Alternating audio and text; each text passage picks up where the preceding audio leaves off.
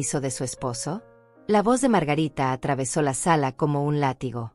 Mis dedos se tensaron alrededor del teléfono mientras marcaba el número del doctor Mauricio. Hacía 3 días que sentía esa presión en el pecho, esa fatiga que me robaba el aliento al subir las escaleras de mi propia casa. No necesito permiso para llamar a mi médico, respondí sin levantar la vista. Mi voz sonó más firme de lo que me sentía por dentro. Margarita se acercó con esos pasos calculados que ya conocía tan bien. Llevaba 5 años viviendo en mi casa, 5 años desde que se casó con mi Benjamín, y cada día me recordaba que yo era una carga en su vida perfecta. Usted no puede hacer llamadas así nomás. Mi esposo paga esta línea telefónica. Sus ojos brillaban con esa mezcla de triunfo y desprecio que había perfeccionado durante todos estos años. Extendió la mano hacia el teléfono como si tuviera derecho absoluto sobre cada objeto de esta casa que yo construí con el sudor de 40 años de trabajo. Esta es mi casa, Margarita. Y este es mi teléfono. Mi voz salió con una calma que no sabía que tenía. Pero ella ya había decidido que esta conversación terminaría como siempre terminaban todas nuestras conversaciones, con ella ganando y yo cediendo por el bien de la paz familiar. Su casa, dice. Margarita soltó una risa que me heló la sangre. Mi esposo paga el 80% de los gastos aquí. Usted solo vive de su pensión miserable. Sin nosotros estaría pidiendo limosna en la calle. Sus dedos se acercaron más al teléfono. Podía sentir el calor de su mano, la determinación en cada uno de sus movimientos. Esta mujer había convertido mi hogar en un campo de batalla silencioso, donde cada gesto, cada mirada, cada respiración se medía en términos de poder y control. El timbre del teléfono sonó una vez. 2 veces. En la tercera, la mano de Margarita se cerró sobre el aparato y lo arrancó de mis dedos con una violencia que me sorprendió. El auricular se balanceó en el aire antes de caer al suelo con un ruido seco que resonó en toda la sala. ¿Qué cree que está haciendo? Mi voz tembló por primera vez. No de miedo, sino de una indignación tan profunda que me ardía en el pecho como fuego líquido. Esa presión que venía sintiendo se intensificó, como si alguien estuviera apretando mi corazón con un puño invisible. Lo que debía hacer hace mucho tiempo, respondió Margarita mientras colgaba el teléfono en su base con un golpe deliberado.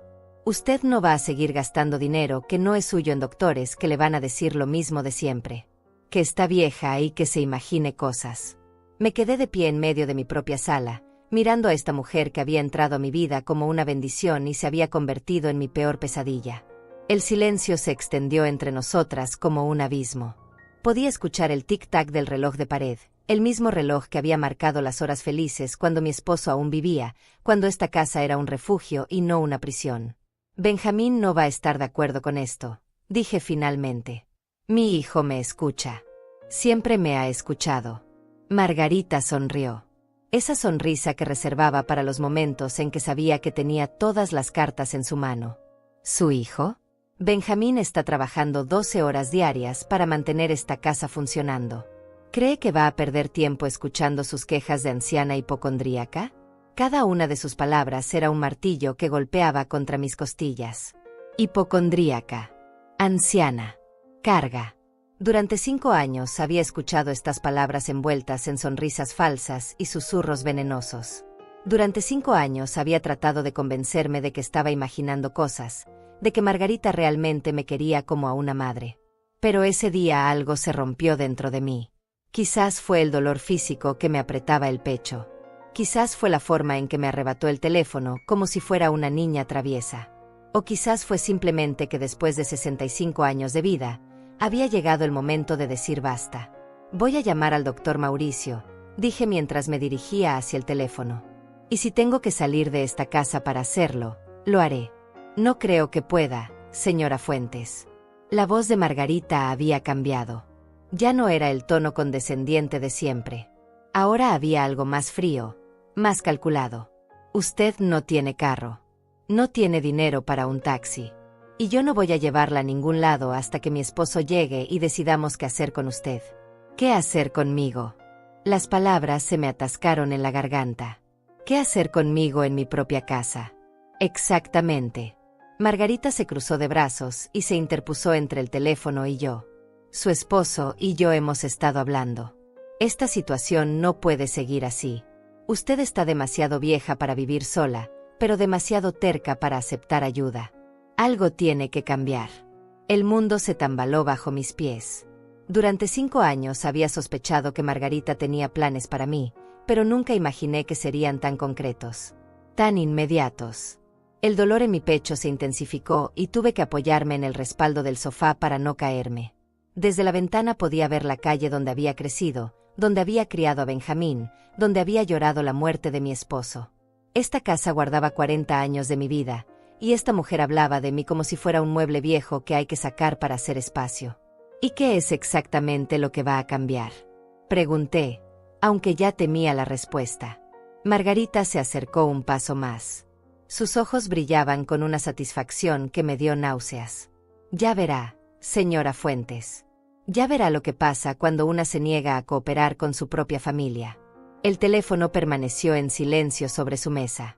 El doctor Mauricio nunca sabría que traté de llamarlo. Nadie sabría que algo estaba terriblemente mal en esta casa que una vez fue mi refugio. Antes de que Margarita llegara a nuestras vidas, las mañanas en esta casa tenían otro sabor. Me levantaba a las 6, preparaba café en la cocina que aún guardaba el aroma de las comidas que cocinaba para mi esposo, y después me sentaba en el pequeño jardín trasero a leer el periódico mientras escuchaba cantar a los pájaros. Mi rutina era simple pero mía. Desayunaba tostadas con mermelada casera, revisaba las cuentas de la casa, pagaba los servicios públicos con el dinero de mi pensión de $1,200 mensuales. No era mucho, pero me alcanzaba. Esta casa estaba pagada desde hacía 15 años. No le debía nada a nadie. Los martes iba al mercado con mi vecina Irene. Los jueves visitaba la tumba de mi esposo. Los sábados limpiaba la casa de arriba abajo, no porque alguien me lo pidiera, sino porque me gustaba ver cada rincón brillando bajo la luz del sol. Era mi pequeño reino de paz después de tantos años de trabajo en la fábrica textil. Benjamín venía a visitarme los domingos. Llegaba con flores, me contaba de su trabajo en la empresa de construcción, me hablaba de sus planes para el futuro. Era un buen muchacho, trabajador, responsable. Cuando me dijo que había conocido a una chica especial, me alegré. Cuando me contó que se iban a casar, lloré de felicidad. Mi único hijo había encontrado el amor. La primera vez que trajo a Margarita a casa, pensé que era perfecta para él. Guapa, elegante, con esa sonrisa que iluminaba toda la habitación. Hablaba con voz suave, me ayudaba en la cocina, elogiaba mi comida como si fuera la mejor del mundo. Incluso me trajo flores el día que se fueron después de conocerme. «Qué suerte tiene Benjamín de tener una madre como usted», me dijo ese día. «Espero que algún día podamos ser como una verdadera familia». Esas palabras se grabaron en mi corazón como letras de oro. Una verdadera familia. Después de años de soledad desde la muerte de mi esposo, la idea de tener una nuera que me quisiera como a una madre me llenaba de una esperanza que no sentía desde hacía mucho tiempo. La boda fue pequeña pero hermosa. Yo pagué el vestido de Margarita, $400 que saqué de mis ahorros sin dudarlo. También contribuí con $300 para la fiesta. Ver a mi hijo feliz no tenía precio. Cuando Margarita me abrazó después de la ceremonia y me llamó mamá por primera vez, pensé que mi corazón iba a explotar de felicidad. Los problemas comenzaron 3 meses después de la boda. Benjamín perdió su trabajo en la constructora cuando la empresa quebró. Sin ingresos y con un alquiler de $800 mensuales que pagar, la pareja se vio en problemas. Fue entonces cuando les ofrecí que vinieran a vivir conmigo temporalmente. Es solo hasta que Benjamín encuentre otro trabajo, les dije. Esta casa es grande. Hay espacio para todos. Margarita aceptó con lágrimas en los ojos. Gracias, mamá, me dijo. No sabe lo que esto significa para nosotros. Le prometo que vamos a ser la mejor compañía que haya tenido. Los primeros meses fueron exactamente lo que había soñado. Margarita se levantaba temprano, preparaba café para todos, mantenía la casa impecable. Benjamín buscaba trabajo con determinación y por las noches me contaba sobre las entrevistas que había tenido durante el día. Cenábamos juntos, veíamos televisión como una familia real. Me sentía útil otra vez, necesaria, querida. Benjamín consiguió trabajo como supervisor en otra constructora después de 4 meses de búsqueda. Su salario era bueno, $3,000 mensuales, suficiente para que pudieran mudarse a su propio lugar. Pero cuando llegó el momento de hablar de la mudanza, Margarita tenía otros planes. «Mamá, ¿por qué nos vamos a ir?», me dijo una noche mientras lavábamos los platos. «Estamos tan bien aquí. Usted no tiene que estar sola y nosotros podemos ahorrar dinero para comprar una casa propia». La lógica parecía sensata. Yo contribuía con mis $1,200 de pensión para los gastos de la casa, ellos ponían el resto. Entre todos pagábamos servicios públicos, comida, mantenimiento. Benjamín podía ahorrar casi $1,500 mensuales. En 2 años tendrían suficiente para el enganche de una casa. Pero algo comenzó a cambiar en Margarita después de esa conversación. Los cambios fueron tan sutiles que al principio pensé que me los estaba imaginando. Dejó de preguntarme qué quería para el desayuno y simplemente preparaba lo que se le ocurría. Dejó de pedirme opinión sobre la decoración de la casa y empezó a cambiar cosas sin consultarme. Un día llegué de hacer las compras y encontré que había movido mi sillón favorito, el sillón donde mi esposo se sentaba a leer el periódico todas las tardes. Lo había puesto en una esquina oscura y en su lugar había colocado una mesa de centro nueva. «¿Por qué moviste el sillón?», le pregunté con la mayor delicadeza posible. «Se veía mejor así», respondió sin levantar la vista de la revista que estaba leyendo. «Además, ese sillón ya está muy viejo. Deberíamos pensar en cambiarlo». Esa noche, cuando Benjamín llegó del trabajo, le mencioné el sillón. Mi hijo, cansado después de 10 horas de trabajo bajo el sol, apenas me prestó atención. «Mamá, si Margarita dice que se ve mejor así, debe ser cierto. Ella tiene buen gusto para esas cosas. Y además, es solo un mueble». Solo un mueble. Esas 3 palabras me dolieron más de lo que estaba dispuesta a admitir. Ese sillón no era solo un mueble. Era el lugar donde mi esposo había leído miles de periódicos. Era donde había tomado su último café antes de irse al hospital. Era donde yo me sentaba cada noche a recordarlo cuando la soledad me apretaba demasiado fuerte. Pero no dije nada más. En nombre de la paz familiar, dejé el sillón en su nuevo lugar.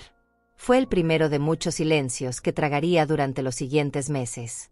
Pequeñas concesiones que se fueron acumulando como gotas de veneno hasta formar un océano de resentimiento que yo misma no sabía cómo había dejado crecer tanto. Los domingos de mercado con Irene se convirtieron en expediciones que tenía que negociar. Los jueves en el cementerio se volvieron motivo de comentarios sarcásticos sobre mi obsesión con los muertos. Mi pequeño jardín trasero se llenó de macetas con plantas que yo no había elegido, flores que no me gustaban, cambios que nadie me consultaba pero que todos esperaban que aceptara con una sonrisa. La casa seguía siendo legalmente mía, pero cada día se sentía menos como mi hogar. Los cambios en Margarita no llegaron como una tormenta repentina. Fueron como la erosión lenta de una roca bajo la lluvia constante, tan gradual que cuando me di cuenta del daño, ya era demasiado tarde para detenerlo. Cada día traía una nueva regla no escrita, una nueva forma de hacerme sentir como una invitada indeseada en mi propia casa. Todo comenzó con la comida. Durante los primeros meses, Margarita me preguntaba qué me apetecía para la cena, si tenía algún antojo especial, si había algún platillo que quisiera que preparara. Poco a poco, esas conversaciones se fueron acortando hasta convertirse en informes unidireccionales sobre lo que ella había decidido cocinar. «Hoy hice pollo con verduras», me anunciaba al llegar de la cocina. «Espero que le guste porque no hay nada más». La primera vez que me atreví a sugerir que tal vez podríamos hacer las albóndigas que tanto le gustaban a Benjamín cuando era niño, Margarita me miró como si hubiera propuesto algo completamente irracional. «Señora Norma, esas comidas están llenas de grasa. A Benjamín le hace daño comer tan pesado después de trabajar todo el día. Yo sé lo que es mejor para mi esposo». Mi esposo. Las 2 palabras sonaron como una declaración de propiedad exclusiva.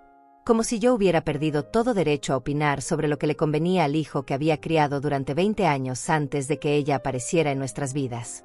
Pero las albóndigas no eran solo comida. Eran la receta que mi madre me había enseñado cuando tenía 15 años. Eran los domingos de lluvia cuando Benjamín era pequeño y me ayudaba a formar las bolitas con sus manitas llenas de harina. Era la conexión con una tradición familiar que ahora se consideraba inadecuada para los nuevos estándares de la casa.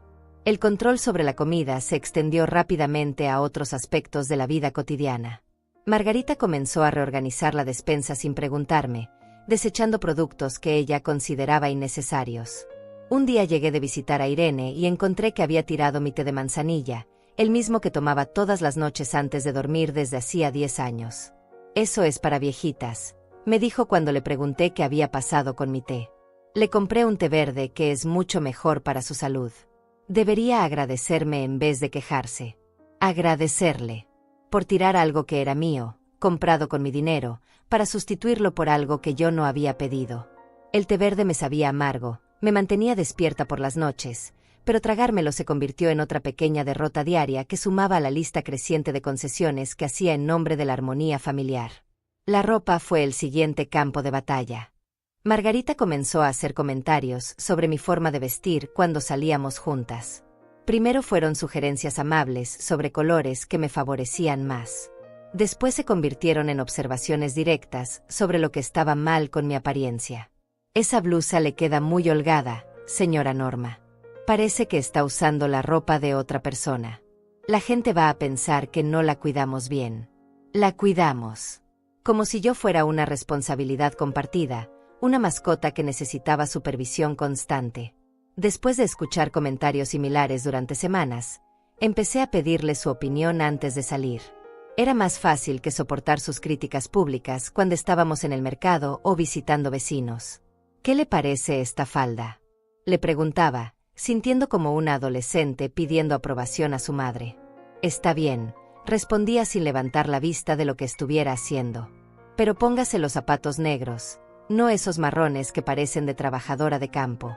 Mis zapatos marrones eran cómodos, perfectos para caminar largas distancias, ideales para alguien de mi edad que valoraba la comodidad sobre la elegancia.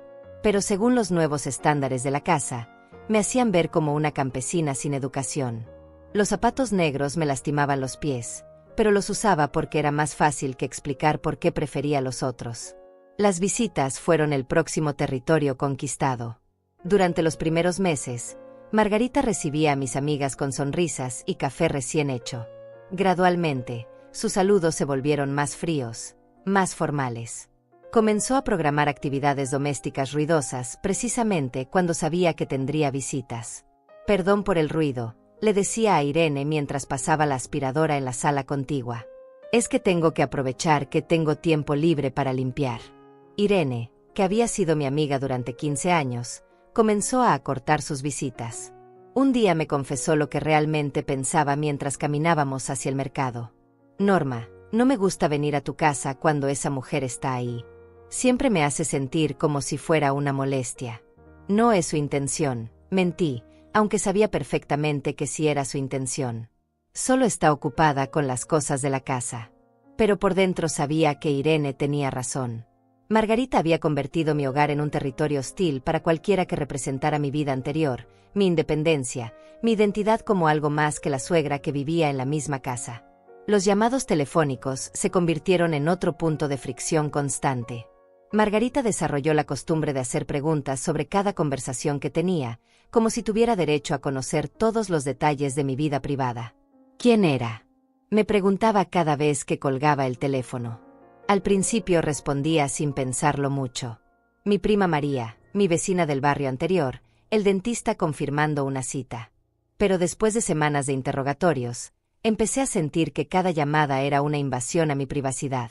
¿Para qué la llamó su prima?, insistía si mencionaba que había hablado con María.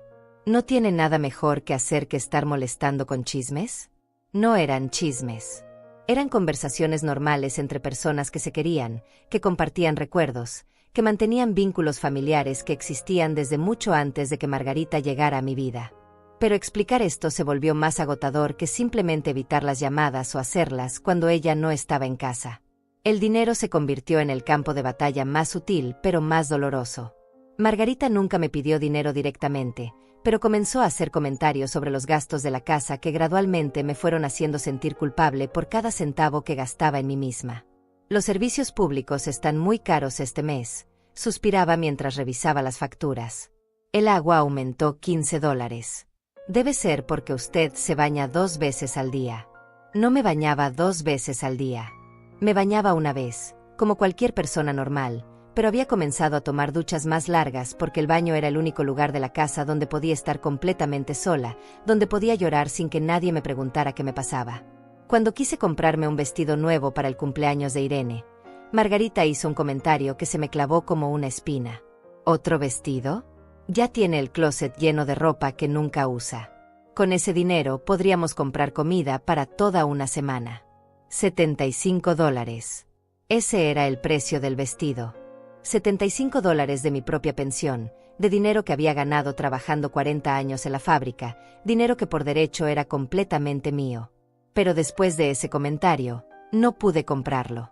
Me quedé parada frente al espejo de la tienda, viendo mi reflejo con el vestido puesto, sabiendo que me quedaba bien, sabiendo que me hacía sentir bonita, pero incapaz de justificar el gasto cuando en casa alguien me haría sentir culpable por cada centavo invertido en mi propia felicidad. Benjamín comenzó a llegar cada vez más tarde del trabajo. Al principio pensé que era porque tenía más responsabilidades en su nuevo empleo. Después me di cuenta de que simplemente prefería evitar las tensiones que se respiraban en casa. Cuando llegaba, cenaba en silencio, veía televisión sin hacer comentarios y se iba a dormir temprano. Las pocas veces que traté de hablar con él sobre los cambios que estaba notando en Margarita, mi hijo parecía completamente ajeno a lo que yo describía. Mamá, Margarita se preocupa por usted. Si le hace sugerencias es porque la quiere. No todo es una conspiración. Una conspiración. Como si mis sentimientos fueran paranoia de anciana, como si los cambios evidentes en la dinámica de la casa fueran imaginaciones mías. Poco a poco fui entendiendo que Margarita había hecho un trabajo muy cuidadoso, muy inteligente, de presentarse ante Benjamín como la nuera perfecta mientras me convertía en la suegra problemática que veía conflictos donde no los había. Una noche, después de una discusión particularmente tensa sobre el uso del teléfono, me quedé despierta hasta muy tarde pensando en cómo había llegado a esta situación. 6 meses atrás era una mujer independiente que tomaba sus propias decisiones. Ahora tenía que pedir permiso para usar mi propio teléfono, justificar cada gasto de mi propio dinero, y caminar de puntillas en mi propia casa para no molestar a la mujer que gradualmente se había apoderado de cada aspecto de mi vida cotidiana. Lo más doloroso no era lo que estaba perdiendo, sino la velocidad con la que lo estaba perdiendo. Cada día que pasaba, un pedacito más de mi identidad se desvanecía. Cada concesión que hacía se convertía en precedente para la siguiente demanda. Cada vez que cedía para mantener la paz, esa paz se volvía más frágil, más dependiente de mi silencio. Y Margarita lo sabía. En sus ojos podía ver la satisfacción de alguien que había logrado exactamente lo que se había propuesto. Había encontrado la forma perfecta de controlar cada aspecto de mi vida sin que nadie más se diera cuenta de lo que estaba haciendo. El día que todo cambió para siempre comenzó como cualquier otro martes de marzo. Me levanté temprano, preparé café y me senté en la cocina a revisar las cuentas mensuales como había hecho durante los últimos 10 años. Mi pensión había llegado puntualmente, $1,200 que distribuía cuidadosamente entre mi parte de los gastos de la casa, mis medicinas, mis pequeños gastos personales, y lo poco que lograba ahorrar cada mes. Margarita bajó a las 8, como siempre, pero ese día había algo diferente en su expresión. Una tensión en la mandíbula, una prisa en sus movimientos que me puso inmediatamente alerta. Durante los últimos meses había aprendido a leer sus estados de ánimo como un barómetro que me advertía sobre las tormentas que se avecinaban. «Buenos días, señora Norma», me dijo sin mirarme a los ojos. «Benjamín necesita hablar con usted cuando llegue del trabajo. Es importante». ¿Importante? El corazón me dio un vuelco. En los últimos 5 años, las pocas veces que Benjamín había necesitado hablar conmigo sobre algo importante, habían sido conversaciones dolorosas. La muerte de su padrino, problemas en el trabajo, decisiones que afectarían nuestras vidas de maneras que yo no podía controlar. ¿Está bien? ¿Le pasó algo en el trabajo? Margarita finalmente me miró, y en sus ojos vi algo que me heló la sangre. No era preocupación, era anticipación. Como alguien que sabe que está a punto de presenciar algo que ha estado esperando durante mucho tiempo. Él se lo explicará todo cuando llegue. Yo no debo meterme en asuntos entre madre e hijo. Asuntos entre madre e hijo. La forma en que pronunció esas palabras me hizo entender que, fuera lo que Benjamín tenía que decirme, Margarita ya lo sabía. Más que eso, sospechaba que ella había tenido algo que ver con lo que iba a suceder. Pasé el día en un estado de ansiedad que me revolvió el estómago. Traté de leer, de ver televisión, de mantenerme ocupada con las tareas domésticas, pero mi mente no podía concentrarse en nada más que en esa conversación que se avecinaba. Margarita se movía por la casa con una energía extraña, casi festiva, como si estuviera preparándose para una celebración. Benjamín llegó a casa a las 7 de la tarde, 2 horas más tarde de lo habitual. Su rostro estaba pálido, tenso, con esa expresión que había aprendido a reconocer desde que era niño cuando sabía que había hecho algo malo pero no encontraba la forma de confesarlo. Se sentó en el sofá de la sala sin siquiera saludarme adecuadamente. «Mamá, necesitamos hablar». Las 5 palabras que ninguna madre quiere escuchar. Me senté frente a él, preparándome para lo peor, aunque no tenía idea de cuán peor podían ponerse las cosas. «Dime, hijo, ¿qué pasa?». Benjamín miró hacia la cocina, donde Margarita fingía estar ocupada preparando la cena, pero sabía que estaba escuchando cada palabra de nuestra conversación. Mi hijo respiró profundo, se pasó las manos por el cabello, y finalmente me miró a los ojos. «Mamá, cometí un error. Un error muy grande. El estómago se me contrajo. ¿Perdiste el trabajo? ¿Tuviste un accidente? ¿Hay problemas con la ley?». «No, no es nada de eso. Es dinero, mamá. Mucho dinero». Durante los siguientes 10 minutos, Benjamín me contó una historia que me fue quitando el aliento palabra por palabra. 3 meses atrás, un compañero de trabajo le había presentado lo que parecía una oportunidad de inversión increíble. Una empresa que construía desarrollos habitacionales para trabajadores, con ganancias garantizadas del 30% en 6 meses. Margarita y yo hablamos durante semanas. Me explicó. Los números se veían perfectos. Si invertíamos nuestros ahorros y pedíamos un préstamo adicional, podríamos ganar suficiente dinero para comprar nuestra propia casa al final del año.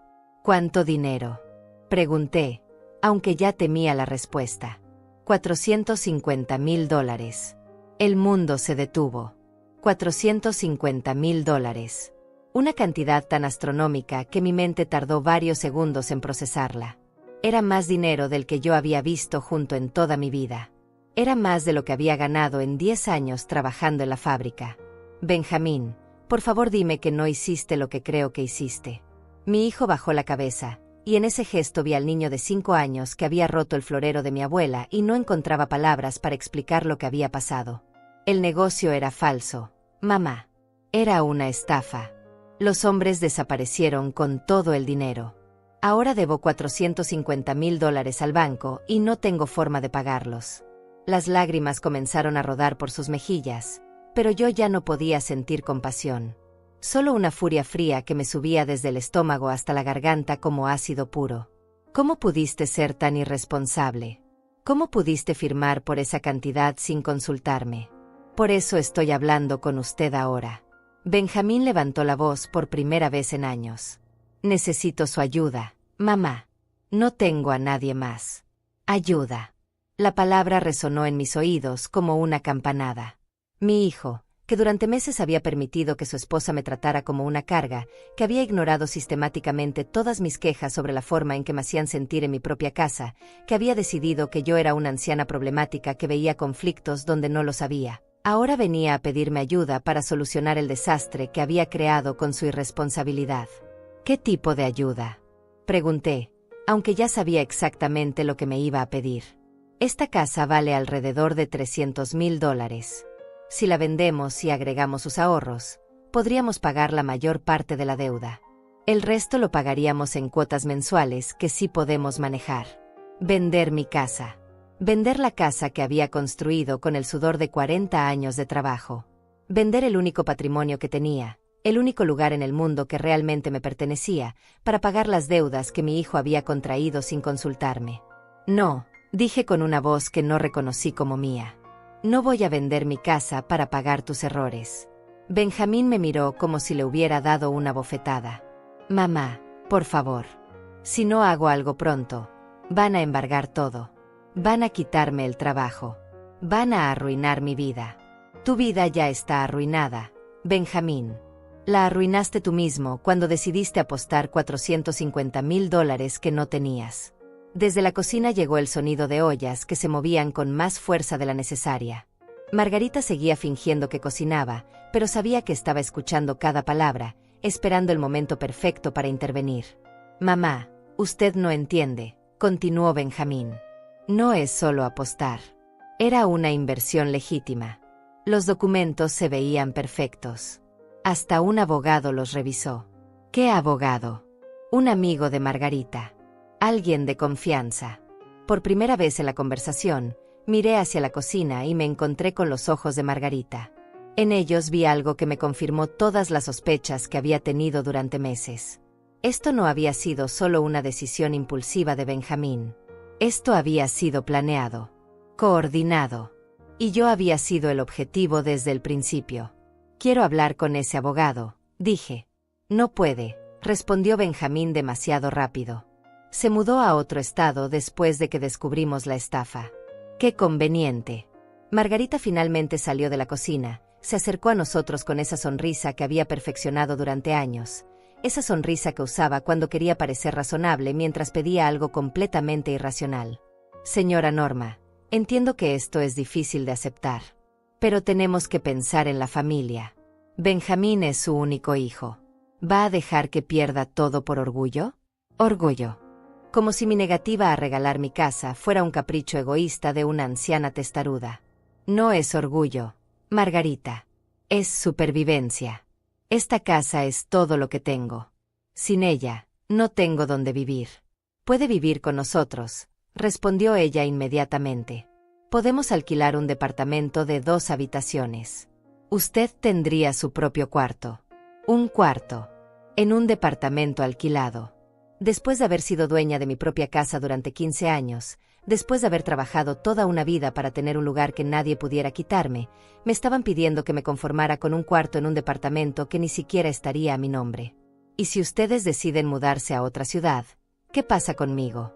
No nos vamos a mudar, dijo Benjamín, pero su voz no sonaba convincente. ¿Y si se separan? ¿Y si Margarita decide que ya no me quiere en su departamento? ¿Qué garantías tengo? El silencio que siguió a mi pregunta fue más elocuente que cualquier respuesta. No tenía garantías. No tendría derechos. No tendría nada más que la buena voluntad de 2 personas que ya me habían demostrado que mi bienestar no era su prioridad. La respuesta es no, dije con una firmeza que no sabía que tenía. No voy a vender mi casa. Busquen otra solución. Benjamín se puso de pie de un salto, con una expresión que nunca le había visto. Una mezcla de desesperación y algo que se parecía peligrosamente al odio. ¿Otra solución? No hay otra solución, mamá. Usted es mi única familia. Se supone que las madres ayudan a sus hijos cuando tienen problemas. Te ayudé durante toda tu infancia. Te ayudé a estudiar, a conseguir trabajo, a casarte. Te ofrecí mi casa cuando la necesitaste. Pero no voy a destruir mi propia vida para pagar tus errores. Mi hijo me miró con una expresión que me rompió el corazón. En sus ojos vi el momento exacto en que dejó de verme como su madre para empezar a verme como un obstáculo entre él y la solución de sus problemas. Entonces es verdad lo que dice Margarita, murmuró. Usted es una egoísta que solo piensa en sí misma. Las palabras me golpearon como puñetazos físicos. Después de 5 años de sacrificios silenciosos, de concesiones diarias, de tragarme mi orgullo una y otra vez para mantener la paz familiar, mi propio hijo me llamaba egoísta por negarme a regalar la única seguridad que tenía en el mundo. Soy egoísta por no querer quedarme sin hogar a los 65 años para pagar una deuda que ustedes contrajeron sin consultarme. Es por nuestra familia, gritó Benjamín. Todo lo que hice fue por nuestra familia. No, hijo, todo lo que hiciste fue por ti. Y ahora que las cosas salieron mal, quieres que yo pague el precio de tus decisiones. La conversación terminó ahí. Benjamín salió de la casa dando un portazo que hizo temblar las ventanas. Margarita me miró con una expresión que ya no tenía nada de fingida dulzura. Ahora sí mostró su verdadera cara, señora Norma. Ya veremos qué pasa cuando su hijo se quede sin casa, sin trabajo y sin futuro por culpa de su egoísmo. Y salió detrás de él, dejándome sola en mi sala, rodeada del silencio más pesado que había experimentado en mi vida. 3 días después de la conversación más dolorosa de mi vida, un hombre con traje gris llamó a mi puerta. Llevaba una carpeta de cuero bajo el brazo y una expresión seria que me hizo saber inmediatamente que las noticias que traía no serían buenas. Se presentó como Nicolás Cantero, abogado, y me extendió un sobremanila con mi nombre escrito en letras mayúsculas. Señora Fuentes, Soy el representante legal de su hijo Benjamín. Tengo instrucciones de entregarle esta demanda judicial. Las palabras tardaron varios segundos en penetrar mi mente. Demanda judicial. Mi propio hijo me estaba demandando. Tomé el sobre con manos temblorosas, sin poder creer que esto estuviera sucediendo realmente. ¿Puedo preguntarle de qué se trata? El abogado me miró con una mezcla de profesionalismo y lo que parecía ser una pizca de lástima. Su cliente alega que usted tiene la obligación legal y moral de ayudarlo económicamente en su situación actual, y que su negativa constituye abandono familiar. Abandono familiar. Las palabras sonaron tan absurdas que por un momento pensé que estaba teniendo una pesadilla. Yo, que había dedicado los últimos 5 años de mi vida a cuidar de mi hijo y su esposa, que había compartido mi hogar y mis recursos, que había soportado humillaciones diarias para mantener unida a la familia, era acusada de abandono familiar por negarme a vender mi casa para pagar sus deudas. Tiene 3 días para responder a la demanda, continuó el abogado. Le sugiero que busque representación legal. Después de que se fue, me senté en mi cocina y leí cada palabra del documento. La jerga legal era difícil de entender, pero el mensaje era claro. Benjamín argumentaba que como su única familia directa, yo tenía la obligación de ayudarlo económicamente. Citaba artículos sobre responsabilidad familiar, sobre el deber de los padres hacia los hijos, sobre la solidaridad que debe existir entre familiares cercanos. Lo que más me dolió no fueron los argumentos legales, sino los párrafos donde describía nuestra relación. Según el documento que mi hijo había firmado, yo era una madre distante que había vivido cómodamente mientras él trabajaba para mantener mi casa. Una mujer egoísta que se negaba a hacer sacrificios por su familia. Una anciana que prefería ver a su único hijo en la ruina antes que vender propiedades que no necesitaba. Cada línea era una puñalada. Cada párrafo reescribía la historia de nuestras vidas de una manera que me hacía parecer la villana de una historia donde yo había creído ser la víctima. Según esta versión de los hechos, Margarita era una nuera abnegada que había cuidado de mí durante años, y Benjamín era un hijo responsable que había trabajado incansablemente para mantener a su familia. No había una sola mención de los 5 años que habían vivido en mi casa prácticamente gratis. No se mencionaba que yo había contribuido con mi pensión completa a los gastos familiares. No había referencia alguna a que esta era mi casa, comprada y pagada con mis propios ahorros mucho antes de que Margarita apareciera en nuestras vidas. Esa noche llamé a Irene. Mi amiga de toda la vida vino inmediatamente cuando le expliqué la situación. Se sentó conmigo en la cocina, leyó la demanda en silencio, y después me miró con una expresión que mezclaba incredulidad y furia. Norma, esto es una locura. Tu propio hijo no puede demandarte por no regalarle tu casa. Aparentemente sí puede. Y lo está haciendo. ¿Dónde están viviendo ahora? Se fueron a un hotel barato el día de la pelea. Benjamín me ha mandado 3 mensajes de texto desde entonces. Todos diciendo lo mismo, que si no reconsidero mi decisión, tendrá que llegar hasta las últimas consecuencias. Irene tomó mis manos entre las suyas. Norma, necesitas un abogado. No puedes enfrentar esto sola. No tengo dinero para un abogado. Mi pensión apenas me alcanza para vivir. Yo conozco a alguien. Mi cuñado José trabaja en un bufete que a veces toma casos pro bono. Casos donde hay injusticia evidente. Al día siguiente, Irene me acompañó a la oficina del licenciado José Manzano. Era un hombre de unos 50 años, con cabello gris y ojos amables que me inspiraron confianza inmediatamente. Leyó la demanda con atención, haciendo anotaciones en los márgenes, moviendo la cabeza de vez en cuando. Señora Fuentes, en mis 20 años ejerciendo la abogacía, he visto muchos casos extraños, pero este se lleva el premio. Su hijo está argumentando algo que no tiene ningún fundamento legal. ¿Entonces puedo ganar? No se trata de ganar o perder. Se trata de justicia. Y la justicia está completamente de su lado. El problema es que mientras tanto, usted va a tener que pasar por el proceso, y eso incluye una audiencia donde tendrá que enfrentar a su hijo frente a un juez.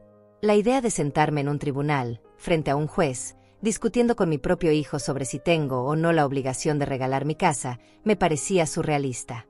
¿Cómo habíamos llegado a este punto? ¿En qué momento la familia que había tratado de mantener unida durante 5 años se había convertido en esta pesadilla legal? El licenciado Manzano me explicó que tendríamos que preparar una defensa sólida. Necesitaríamos documentos que probaran que la casa era mía, registros de todos los gastos que había cubierto durante los años que Benjamín y Margarita vivieron conmigo, testimonios de personas que pudieran atestiguar sobre la naturaleza de nuestra relación familiar. También me pidió que escribiera una cronología detallada de todo lo que había sucedido desde que Margarita llegó a mi vida. Fue uno de los ejercicios más dolorosos que había hecho jamás. Poner por escrito cada humillación, cada manipulación, cada momento en que había cedido para mantener la paz familiar, me hizo ver con claridad brutal cómo había permitido que me quitaran mi propia identidad pedazo por pedazo. Una semana antes de la audiencia, Benjamín me llamó por teléfono. Su voz sonaba diferente, menos segura que en los días posteriores a la demanda. «Mamá, todavía podemos arreglar esto sin llegar al tribunal. Solo tiene que reconsiderar su posición». «Mi posición es la misma, Benjamín. No voy a vender mi casa. ¿Por qué estás siendo tan terca? ¿No entiende que esto me va a destruir la vida? ¿Y no entiendes tú que lo que me pides a mí también me destruiría la vida? Es diferente. Mamá, usted ya vivió su vida. Yo apenas estoy empezando la mía. Ya viví mi vida». Las palabras me dolieron más de lo que había esperado. Para mi hijo de 30 años, yo a los 65 ya era un despojo humano cuya vida había terminado, alguien que no tenía derecho a pensar en su propio futuro porque su único propósito era servir a las generaciones más jóvenes. Benjamín, trabajé 40 años para poder tener esta casa. Es mi seguridad, mi independencia. Sin ella, no soy nada. Sin mí, usted tampoco es nada, respondió con una frialdad que me heló la sangre. ¿Quién cree que la va a cuidar cuando esté enferma? ¿Quién va a estar ahí cuando ya no pueda valerse por sí misma? La conversación terminó ahí, pero sus palabras se quedaron resonando en mi mente durante días. Era una amenaza apenas disimulada. Si no le daba lo que quería ahora, me abandonaría cuando realmente lo necesitara. Mi cuidado, mi bienestar en la vejez, mi compañía en la soledad, todo estaba condicionado a mi obediencia a sus demandas económicas. La noche anterior a la audiencia no pude dormir. Me quedé despierta en mi cama, mirando el techo, preguntándome cómo había llegado a este punto. ¿Había sido una mala madre? ¿Había malcriado a Benjamín? ¿Había hecho algo que justificara este tratamiento? Pero por la mañana, cuando me vestí con mi mejor traje y me preparé para ir al juzgado, había tomado una decisión. No importaba cuánto me doliera, no importaba cómo terminara esto, no iba a ceder. Si mi propio hijo era capaz de demandarme por no regalar mi patrimonio para pagar sus errores, entonces tal vez era hora de aceptar que ya no tenía al hijo que había creído tener. El licenciado Manzano me recogió en su auto y durante el camino al juzgado me explicó una vez más cómo funcionaría la audiencia. Benjamín y su abogado presentarían su caso primero. Después nosotros presentaríamos nuestra defensa. El juez haría preguntas, revisaría las evidencias y tomaría una decisión. Cuando llegamos al edificio del juzgado y vi a Benjamín esperando en los escalones junto a Margarita y el abogado Cantero, supe que no había vuelta atrás. Mi hijo me miró a los ojos por primera vez en semanas, y en esa mirada vi que él también sabía que después de esta audiencia, nuestra relación nunca volvería a ser la misma. El juez que presidía el caso era un hombre mayor, de unos 60 años, con expresión seria pero no intimidante. Cuando el abogado de Benjamín comenzó a presentar el caso, yo me preparé mentalmente para escuchar una versión de mi vida que no reconocería, pero que tendría que defender ante un completo extraño que decidiría mi futuro. La sala del tribunal era más pequeña de lo que había imaginado. Bancos de madera oscura, paredes grises, y una sensación de solemnidad que me hizo sentir como si estuviera a punto de ser juzgada por crímenes que no había cometido. El juez Matías Andrade se sentó detrás de su escritorio elevado y revisó los documentos del caso mientras nosotros tomábamos nuestros lugares. Benjamín se sentó del lado izquierdo de la sala junto a su abogado y Margarita. Yo me quedé del lado derecho con el licenciado Manzano. La distancia física entre nosotros parecía un abismo que reflejaba exactamente lo que había pasado con nuestra relación. Mi propio hijo estaba literalmente del lado opuesto de la sala, preparándose para convencer a un juez de que yo era una mala madre que merecía ser obligada a regalar su patrimonio. El juez nos miró a todos por encima de sus anteojos y habló con voz clara y autoritaria. Estamos aquí para revisar el caso Fuentes contra Fuentes. Una demanda por supuesta obligación de asistencia familiar. Licenciado Cantero, presente su caso. El abogado de Benjamín se puso de pie y comenzó a hablar con la confianza de alguien que creía tener todos los argumentos de su lado. Durante los siguientes 15 minutos, describió a mi hijo como un hombre trabajador y responsable que había caído víctima de una estafa sofisticada. Según su versión, Benjamín había tomado todas las precauciones posibles antes de hacer la inversión, había consultado con expertos, había revisado documentos legales. Mi cliente no es un irresponsable, su señoría. Es un hombre que vio una oportunidad legítima de mejorar la situación económica de su familia y fue engañado por criminales profesionales. Ahora enfrenta una deuda de $450,000 que podría arruinar su vida para siempre. Después describió mi supuesta obligación moral y legal de ayudar a mi hijo. Citó casos legales sobre responsabilidad familiar, artículos del Código Civil sobre la solidaridad entre parientes cercanos, precedentes judiciales sobre padres que habían sido obligados a ayudar a hijos en situaciones similares. La demandada posee una casa valuada en $300,000 y recibe una pensión mensual de $1,200. Vive sola, sin gastos familiares significativos, mientras que mi cliente enfrenta la posibilidad de perder su empleo, su crédito y su futuro económico. La ley y la moral exigen que una madre ayude a su hijo en estas circunstancias. Cuando terminó de hablar, me sentí como si acabara de escuchar el caso contra una mujer terrible que realmente merecía ser castigada. La forma en que había presentado los hechos me hacía parecer una anciana egoísta que vivía en el lujo mientras su pobre hijo se hundía en las deudas por culpa de la mala suerte. El juez miró hacia nuestro lado de la sala. Licenciado Manzano, presente su defensa. Mi abogado se levantó con una carpeta llena de documentos y una expresión que me tranquilizó inmediatamente. Había algo en su postura que me decía que tenía respuestas para cada uno de los argumentos que acabábamos de escuchar. Su señoría, este caso no trata sobre obligaciones familiares. Trata sobre un hijo adulto que quiere obligar a su madre a pagar las consecuencias de sus decisiones irresponsables. Permítame presentar los hechos reales. Durante los siguientes 20 minutos, el licenciado Manzano reconstruyó la historia verdadera de nuestra familia.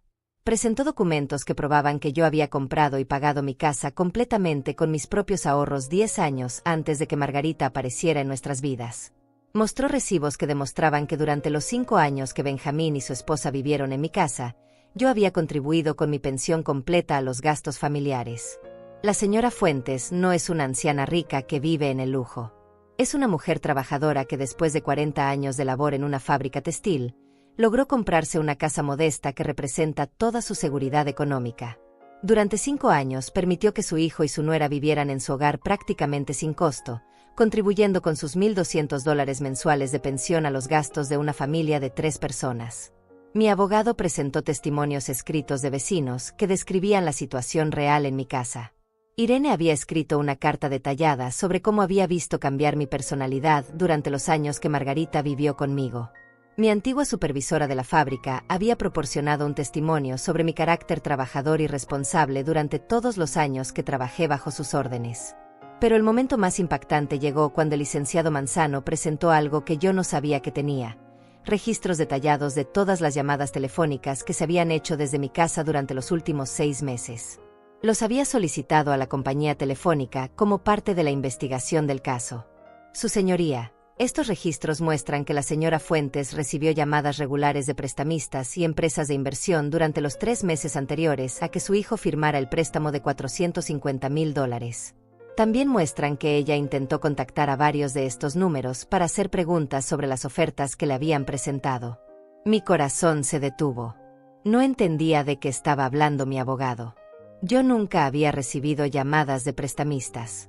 Nunca había tratado de contactar empresas de inversión. Pero cuando vi la expresión de pánico que cruzó el rostro de Margarita, comencé a entender lo que realmente había pasado. Parece que alguien estuvo usando el teléfono de la casa de la señora Fuentes para investigar oportunidades de inversión sin su conocimiento. Alguien que tenía acceso completo a su hogar, a su información personal y a su línea telefónica. Alguien que después convenció a Benjamín Fuentes de que esta inversión era una oportunidad legítima. El abogado Cantero se puso de pie inmediatamente. Objeción. Esa es especulación pura. No hay evidencia de que... El juez levantó la mano para silenciarlo. Siéntese. Licenciado. Quiero escuchar esto. Mi abogado continuó. Los registros también muestran que durante las semanas posteriores a que se descubriera la estafa, hubo múltiples llamadas desde la casa de la señora Fuentes a abogados especializados en demandas familiares. Llamadas que ella jura no haber hecho. Miré a Benjamín, que tenía la cabeza baja y no se atrevía a mirarme a los ojos. Miré a Margarita, que había perdido completamente esa expresión de confianza que había mantenido durante todo el proceso. Y por primera vez en meses, todas las piezas del rompecabezas comenzaron a encajar en mi mente. La insistencia de Margarita en controlar mis llamadas telefónicas. Su conocimiento detallado de las leyes sobre responsabilidad familiar. Su amistad conveniente con un abogado que había recomendado la inversión y después había desaparecido misteriosamente. Su reacción casi festiva el día que Benjamín me dijo que necesitábamos hablar. Su señoría, continuó mi abogado, creemos que la señora Fuentes fue víctima de una manipulación sistemática diseñada específicamente para ponerla en esta situación. La estafa de la que fue víctima su hijo no fue casualidad. Fue el resultado de un plan cuidadosamente orquestado para crear una crisis que la obligara a vender su casa. ¿Está acusando a la nuera de la demandante de conspiración?, preguntó el juez. Estoy presentando evidencia de que esta demanda no es el resultado de una crisis familiar legítima, sino de una manipulación calculada. Y creo que cuando su señoría revise toda la evidencia, llegará a la misma conclusión. El juez se recostó en su silla y nos miró a todos con una expresión que había cambiado completamente desde el inicio de la audiencia. Ya no parecía estar escuchando un caso rutinario sobre responsabilidades familiares. Ahora parecía estar investigando algo mucho más serio. Señor Fuentes, póngase de pie. Benjamín se levantó lentamente, con las manos temblando visiblemente. ¿Es cierto que su esposa tuvo acceso completo al teléfono de su madre durante los meses anteriores a su inversión? Sí, su señoría, pero ¿es cierto que ella fue quien le recomendó al abogado que revisó los documentos de la inversión? Benjamín miró a Margarita, que movió la cabeza casi imperceptiblemente, como diciéndole que no respondiera. Pero ya era demasiado tarde. El silencio fue más elocuente que cualquier respuesta. ¿Es cierto que su esposa fue quien más insistió en que usted demandara a su madre cuando ella se negó a vender su casa? Mi hijo abrió la boca, la cerró, y después se derrumbó en su silla como si alguien hubiera cortado los hilos que lo mantenían en pie. Su señoría, yo no sabía. Pensé que era la única forma. El juez levantó la mano otra vez. Ya escuché suficiente. Voy a revisar toda la evidencia presentada y daré mi veredicto después de un receso de 15 minutos. Cuando el juez salió de la sala, me quedé sentada en mi lugar, tratando de procesar todo lo que acababa de escuchar. Mi propia nuera, la mujer que había vivido en mi casa durante 5 años, que había comido mi comida, que me había llamado mamá miles de veces, había orquestado todo esto desde el principio. No había sido coincidencia. No había sido mala suerte. Había sido un plan fríamente calculado para quitarme lo único de valor que tenía en el mundo. Y mi hijo, mi pobre hijo manipulado, había sido tan víctima como yo. Cuando el juez regresó a la sala después del receso, algo había cambiado en su expresión. Ya no era la mirada neutral de un funcionario público cumpliendo con su trabajo rutinario. Era la mirada de un hombre que había visto algo que lo había indignado profundamente y estaba a punto de hacer justicia. He revisado cuidadosamente toda la evidencia presentada en este caso, comenzó con voz firme.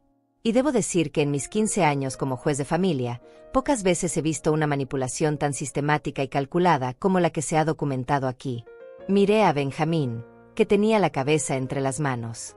Miré a Margarita, que por primera vez desde que la conocía había perdido completamente su compostura. Sus manos temblaban, sus ojos saltaban nerviosamente por toda la sala, y tenía esa palidez que aparece cuando alguien sabe que su mundo está a punto de derrumbarse. Los registros telefónicos presentados por la defensa muestran un patrón claro de actividad fraudulenta, continuó el juez. Durante 3 meses, alguien utilizó la línea telefónica de la señora Fuentes para contactar múltiples empresas de inversión, usando aparentemente su información personal para obtener propuestas de préstamos e inversiones. El juez levantó una carpeta llena de documentos. Estos mismos registros muestran que inmediatamente después de que se confirmara la estafa, la misma persona utilizó el teléfono de la señora Fuentes para contactar abogados especializados en demandas familiares, buscando específicamente precedentes sobre obligaciones de padres hacia hijos adultos. Cada palabra del juez era como un martillo golpeando el último clavo en el ataúd de la farsa que había sido mi vida durante los últimos 5 años. Todo había sido planeado. Cada humillación, cada manipulación, cada momento en que me había hecho sentir culpable por defender mis derechos, había sido parte de un plan para llegar exactamente a este punto. Señora Margarita Fuentes, póngase de pie. Margarita se levantó con piernas temblorosas, ya sin ningún rastro de la confianza que había mostrado durante meses cuando me decía cómo debía vivir mi vida en mi propia casa. ¿Reconoce usted haber hecho estas llamadas desde la casa de su suegra sin su conocimiento o consentimiento? Margarita miró a su abogado, que le hizo una seña de que no respondiera. Pero el juez no estaba dispuesto a permitir más evasivas. Señora, le recuerdo que está bajo juramento. Su silencio puede ser interpretado como una admisión de culpabilidad. Yo solo estaba tratando de ayudar a la familia, murmuró Margarita con una voz que apenas se podía escuchar. Ayudar a la familia manipulando a su esposo para que firmara un préstamo fraudulento y después orquestando una demanda contra su suegra para obligarla a pagar las consecuencias. No fue así, protestó Margarita, pero su voz sonaba hueca, sin convicción.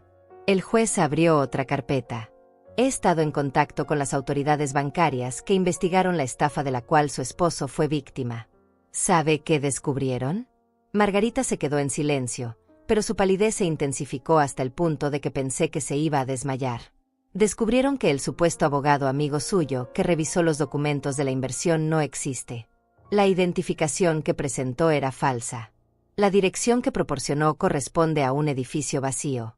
Y el número de teléfono que dejó está registrado a nombre de una empresa fantasma. El mundo se tambaló bajo mis pies. Mi propia nuera no había sido solo una manipuladora oportunista. Había sido parte activa de una estafa criminal que había destruido las finanzas de mi hijo específicamente para poder chantajearme y quitarme mi casa. ¿Cuánto dinero recibió usted por participar en esta estafa, señora Fuentes? Yo no recibí nada, gritó Margarita, perdiendo finalmente toda compostura. Todo lo hice por Benjamín. Por nuestro futuro. Su futuro incluía dejar a su suegra de 65 años sin hogar después de robarle el patrimonio de toda una vida de trabajo. Las lágrimas comenzaron a rodar por las mejillas de Margarita, pero ya no me causaron ninguna lástima. Durante 5 años había llorado frente a mí cuando quería obtener algo, cuando necesitaba manipular una situación a su favor. Ahora que lloraba porque había sido descubierta, ya no tenía ningún poder sobre mí. Benjamín finalmente levantó la cabeza y miró a su esposa con una expresión de horror absoluto. Margarita, ¿qué hiciste? ¿Qué hiciste realmente? Ella lo miró con ojos desesperados. Lo hice por nosotros. Esa casa vale $300,000. Con ese dinero podríamos haber tenido una vida diferente. Tu madre ya es vieja, ya no necesita tanto espacio. Margarita. Benjamín se puso de pie de un salto. Me dijiste que la inversión era legítima. Me dijiste que el abogado era de confianza. Y lo era. O al menos yo creí que lo era cuando empezamos, sollozó Margarita. Pero después, cuando las cosas se complicaron, él me dijo que la única forma de recuperar algo del dinero era conseguir propiedades que pudiéramos vender rápidamente. El juez golpeó su martillo contra el escritorio con un sonido que resonó por toda la sala como un disparo. Silencio. Señora Fuentes. Lo que acaba de describir se llama conspiración para cometer fraude y extorsión familiar. Se volvió hacia Benjamín, que parecía haber envejecido 10 años en los últimos 10 minutos. Señor Fuentes, ¿tenía usted conocimiento de la participación de su esposa en la estafa de la cual fue víctima? No, su señoría, respondió mi hijo con una voz quebrada. Yo realmente pensé que era una inversión legítima. Margarita me convenció de que habíamos tenido mala suerte, de que mi madre tenía la obligación moral de ayudarnos. ¿Y está usted dispuesto a retirar inmediatamente la demanda contra su madre? Sí, su señoría. Completamente. El juez se recostó en su silla y nos miró a todos con una expresión que mezclaba incredulidad y disgusto. En todos mis años en este tribunal, he visto muchos casos de disputas familiares. Padres que demandan a hijos, hijos que demandan a padres, peleas por herencias, por propiedades, por dinero. Pero nunca había visto una manipulación tan elaborada y tan cruel como esta. Se volvió hacia mí con una expresión más amable. Señora Fuentes, Usted ha sido víctima de una conspiración criminal orquestada por su propia nuera con el propósito de despojarla de su patrimonio. No solo no tiene ninguna obligación legal de ayudar a pagar las deudas de su hijo, sino que tiene derecho a demandar por daños y perjuicios tanto a su nuera como a los cómplices de esta estafa. Después miró a Margarita con una dureza que me hizo estremecer. Señora, su conducta constituye múltiples delitos federales. Fraude, conspiración, extorsión, usurpación de identidad y abuso de ancianos. Voy a remitir este caso inmediatamente al fiscal del distrito para que inicie las investigaciones criminales correspondientes. Margarita se desplomó en su silla llorando histéricamente. Su abogado parecía estar tratando de desaparecer dentro de su traje, consciente de que probablemente también sería investigado por su participación en este fraude. Finalmente, el juez se dirigió a toda la sala con tono solemne. Este caso queda desestimado con perjuicio. La demanda del señor Benjamín Fuentes contra su madre es rechazada en su totalidad. Además, ordeno que el señor Fuentes pague todos los costos legales incurridos por la defensa de su madre, incluyendo honorarios de abogado y gastos administrativos. Se puso de pie, indicando que la audiencia había terminado. Señora Norma Fuentes, lamento profundamente que haya tenido que pasar por esta experiencia. Su hijo fue víctima de una manipulación criminal, pero eso no justifica que la haya arrastrado a usted a esta situación. Espero que puedan reconstruir su relación familiar lejos de las influencias tóxicas que han estado envenenando sus vidas. Cuando el juez salió de la sala, me quedé sentada en mi lugar durante varios minutos, sin poder procesar completamente lo que acababa de suceder. 5 años de humillaciones sistemáticas. 5 años de sentirme culpable por defender mis derechos. 5 años de creer que era una mala madre, una suegra difícil, una anciana egoísta. Y todo había sido una mentira elaborada por una mujer que había planeado desde el principio robarme la seguridad de toda mi vida. El licenciado Manzano me tocó suavemente el hombro. Señora Fuentes, ganamos. Todo terminó. Pero cuando miré hacia donde estaba sentado Benjamín, vi a un hombre completamente destruido. Mi hijo, mi único hijo, había sido tan víctima de Margarita como yo. La diferencia era que él había permitido que lo convenciera de convertirse en su cómplice, de demandar a su propia madre, de causarme un dolor que tardaría años en sanar.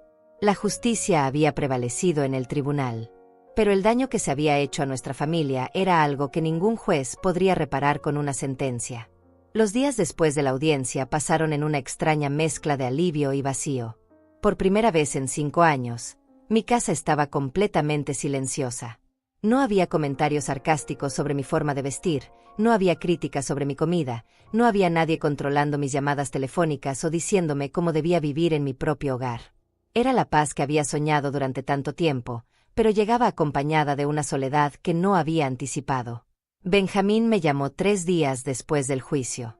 Su voz sonaba ronca, como si hubiera estado llorando durante horas. Mamá, necesito hablar con usted. Por favor, ¿puedo ir a casa? Casa. La palabra me dolió más de lo que esperaba.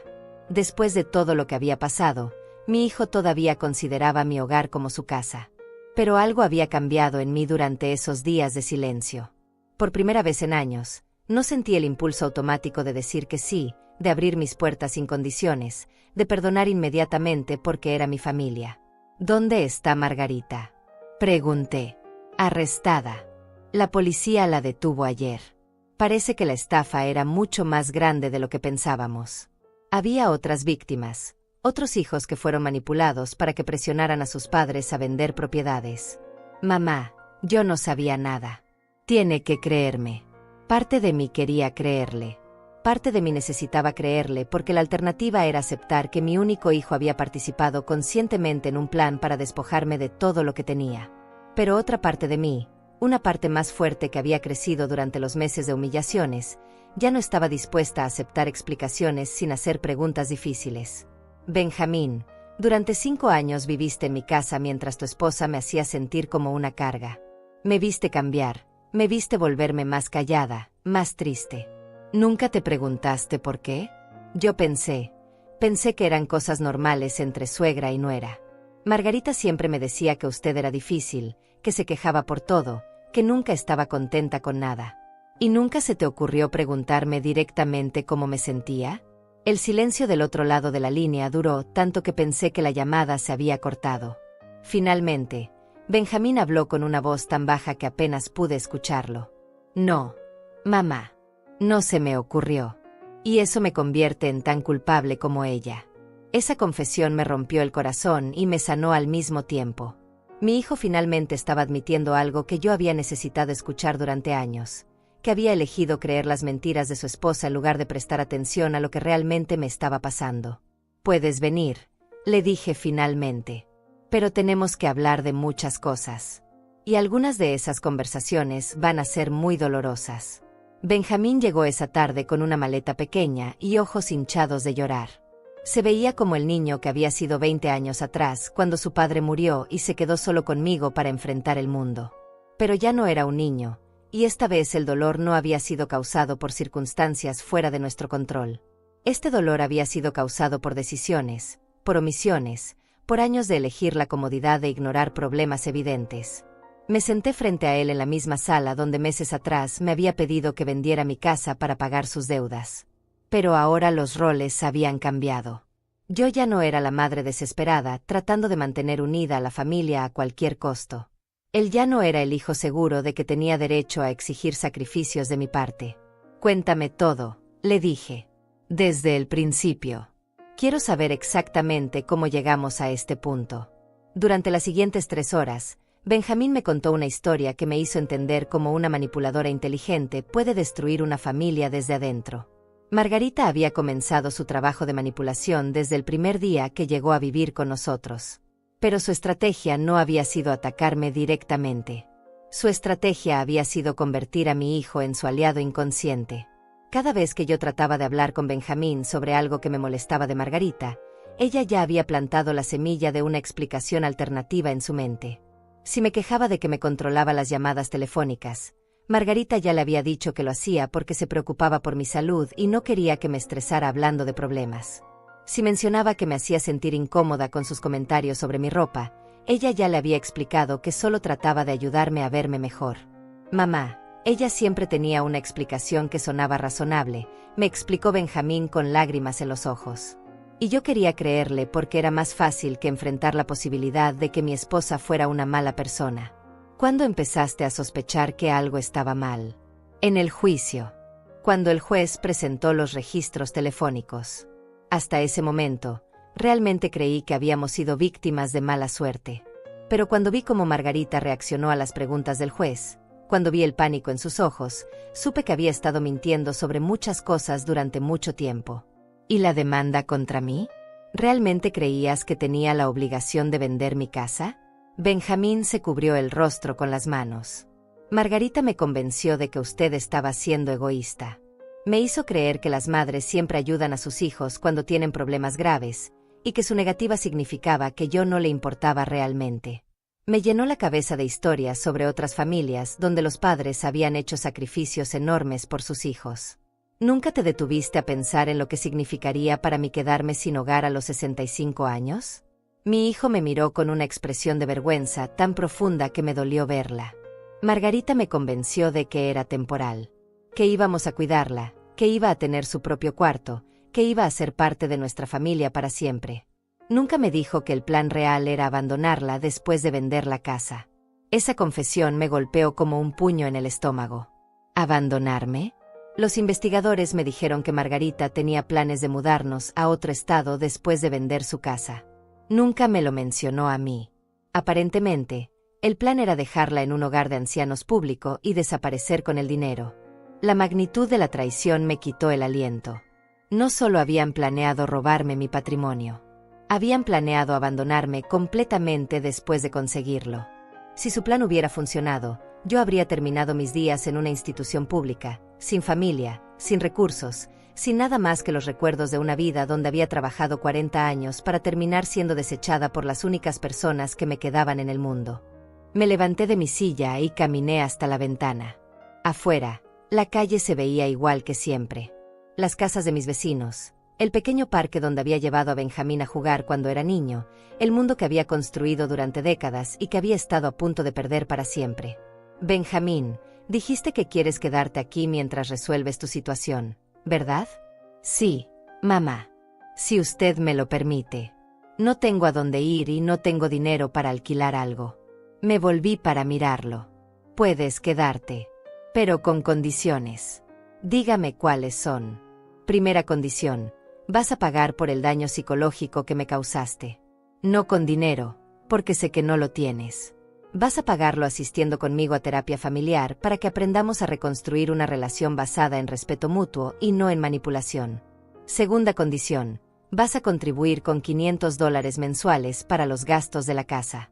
Sé que es casi la mitad de tu salario después de pagar las cuotas de tu deuda, pero necesito que entiendas que vivir aquí es un privilegio, no un derecho.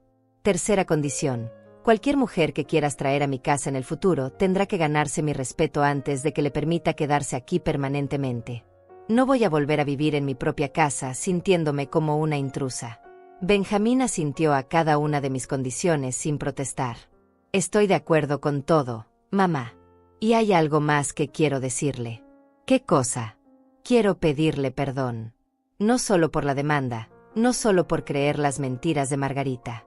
Quiero pedirle perdón por los 5 años que la hice sentir como una extraña en su propia casa.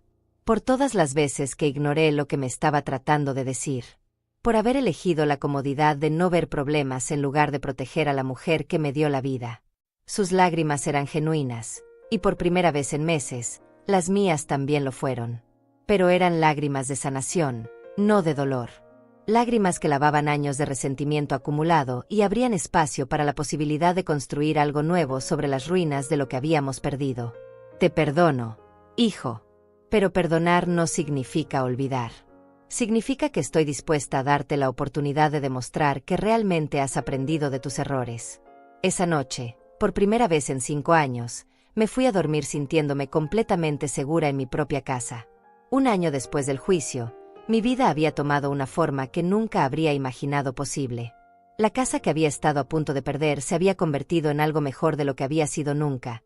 Un hogar donde reinaba el respeto mutuo en lugar del miedo y la manipulación. Benjamín había cumplido todas sus promesas. Pagaba religiosamente sus $500 mensuales. Había asistido conmigo a 6 meses de terapia familiar. Y poco a poco habíamos reconstruido una relación basada en la honestidad. La terapia había sido uno de los procesos más dolorosos y liberadores de mi vida. Durante semanas, revisamos cada momento difícil de los últimos 5 años, cada vez que había cedido cuando debería haber puesto límites, cada ocasión en que Benjamín había elegido ignorar señales evidentes de que algo estaba mal. Aprendí a expresar mis sentimientos sin culpa, y él aprendió a escuchar sin defenderse automáticamente. Margarita había sido sentenciada a 5 años de prisión por fraude, conspiración y abuso de ancianos. El juicio reveló que su red de estafas había afectado a 11 familias más, todas siguiendo el mismo patrón: nueras o yernos que manipulaban a sus parejas para presionar a padres ancianos a vender propiedades para pagar deudas fraudulentas. La investigación descubrió que había ganado más de $2 millones con estos esquemas durante 3 años. Pero la justicia legal, aunque satisfactoria, no era lo que realmente había sanado mi corazón. Lo que me había devuelto la paz era redescubrir quién era yo cuando nadie trataba de controlar cada aspecto de mi existencia. Volví a tomar té de manzanilla todas las noches. Recuperé mi sillón favorito y lo puse de vuelta en su lugar original, donde mi esposo había leído el periódico durante tantos años. Retomé mis visitas regulares al cementerio sin tener que escuchar comentarios sarcásticos sobre mi obsesión con los muertos. Irene volvía a visitarme los martes, y ahora se quedaba horas charlando porque sabía que era bienvenida. Pero el cambio más significativo había sido interno. Durante 5 años había vivido pidiendo permiso para existir en mi propio espacio. Ahora había recuperado no solo mi casa, sino mi autoridad sobre mi propia vida. Cuando tenía ganas de comprarme un vestido nuevo, lo compraba. Cuando quería llamar a un viejo amigo, lo llamaba. Cuando decidía cambiar algo en la decoración de mi hogar, lo cambiaba. Benjamín me había dicho algo durante una de nuestras sesiones de terapia que se había quedado grabado en mi mente. Mamá, durante todos esos años, Margarita me convenció de que usted era una carga para nosotros. Ahora me doy cuenta de que éramos nosotros la carga para usted. Tenía razón. Durante 5 años había mantenido económicamente a 2 adultos jóvenes que me habían hecho sentir como si les estuviera haciendo un favor al permitirles vivir en mi casa. Había contribuido con mi pensión completa a los gastos de una familia que me trataba como una pariente molesta que había que tolerar. Había sido la anfitriona menos respetada de mi propio hogar. Pero esos días habían terminado para siempre. Una tarde de abril, mientras regaba las plantas de mi jardín trasero, plantas que ahora yo elegía y cuidaba según mis propios gustos, escuché que alguien tocaba la puerta. Era un hombre de unos 60 años, elegantemente vestido, con una sonrisa amable y un ramo de flores en las manos. «¿Señora Fuentes? Soy Mauricio Castillo, el doctor que usted trató de contactar hace un año. Lamento mucho no haber podido responder a su llamada en aquel momento». Me quedé sorprendida.